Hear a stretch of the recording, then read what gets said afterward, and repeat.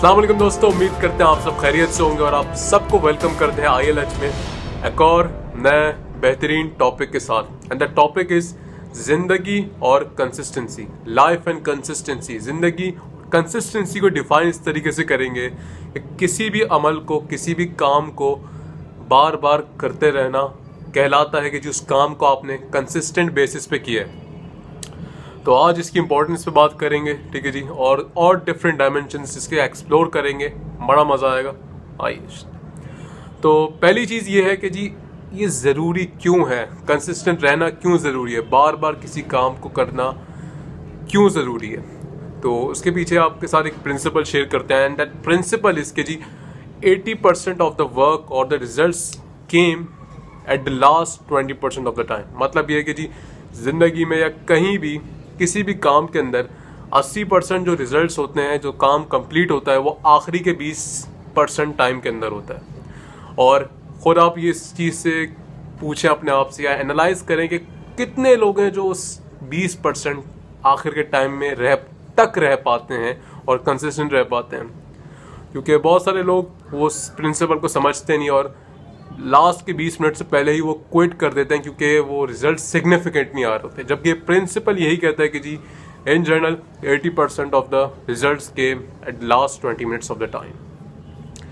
अब इसकी एग्जांपल मैं आपको एक और तरीके से दे सकता हूँ कि जी आप फिटनेस को ले लें कि बहुत सारे लोग न्यू ईयर भी आ रहे हैं, बहुत सारे लोग जो है जी वो न्यू ईयर रेजोल्यूशंस बनाते हैं कि जी इस साल आके भाई चेंज कर देगा सब कुछ, भाई बॉडी 6 पैक्स आ जाएंगे, सब आ जाएंगे।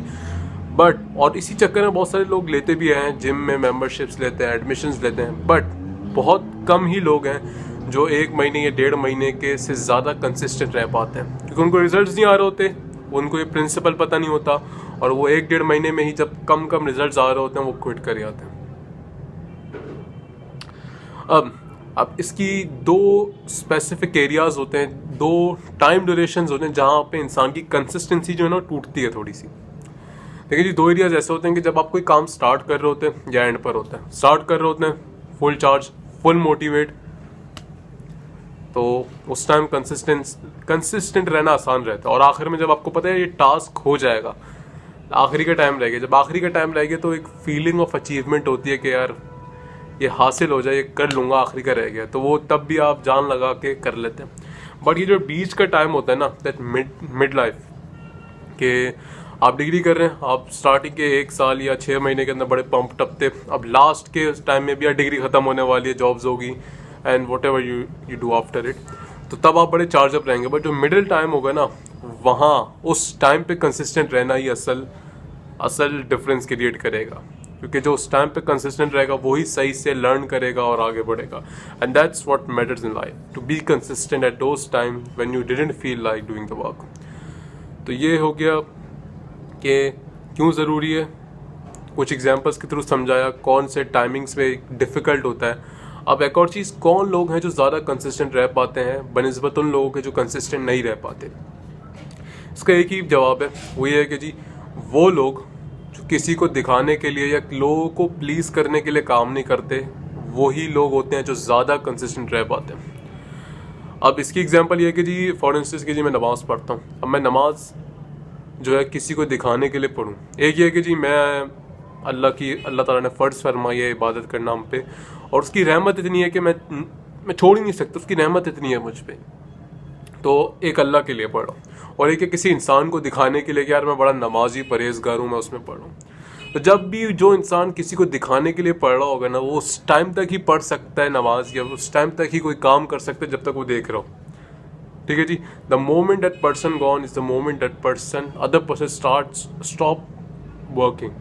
मतलब कि आप ऑफिस में आप बॉस आते हैं, आप काम करना शुरू कर देते हैं, बॉस चले आते हैं तो आप छोड़ देते हैं। बल्कि जो कंसिस्टेंट बंदा होगा ना, वो अकेले में भी, वो रातों में भी काम कर सकता है जब कोई नहीं देख रहा होता उसको, कोई इंसान वहाँ पे मौजूद नहीं होता, और ये दिखाता है कि वो अपने मिशन से, अपनी काम से कितना कमिटेड है, कितना कंसिस्टेंटली वर्क कर रहा है वो। और यही चीज़ है जो काम आती है। और टोनी रॉबिन्स की एक बड़ी ज़बरदस्त एग्जांपल है, वो कहते हैं कि जी आपको स्टेज पे, आपको लाइफ में उसी चीज़ के लिए रिवॉर्डेड किया जाता है जो आपने बिहाइंड द वर्क किया है।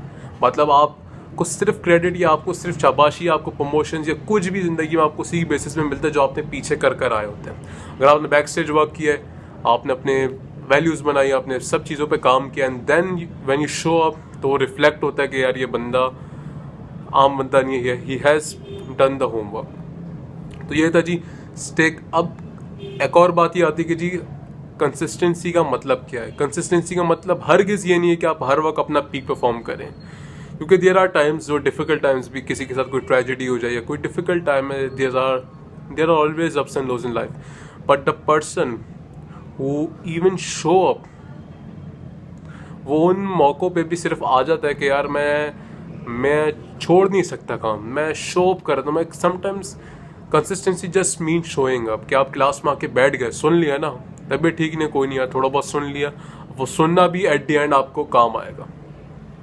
तो ये था जी। जैसे if I give you the example of ILH, तो हमारा भी गोल का 1% भी अचीव नहीं हुआ जो हमने टारगेट्स अपने बनाए हैं, जो हमारा विजन है, ठीक है जी।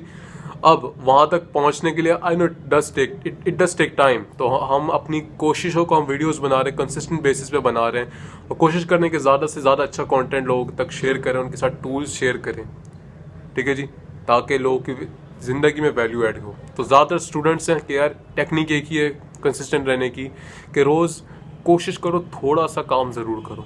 कभी ऐसा लगे ना कि यार दिन को ज़ाया ना करो, थोड़ा बहुत भी काम रोज़ बरोज़ करते रहोगे तो ज़रूर आगे जाओगे। At the end this will make a compound effect. तो जी this is the whole message of this video, कि स्टे कंसिस्टेंट, कीप वर्किंग, और अल्लाह हाफिज़, stay tuned with the team ILH। इंशाल्लाह फिर मिलते हैं।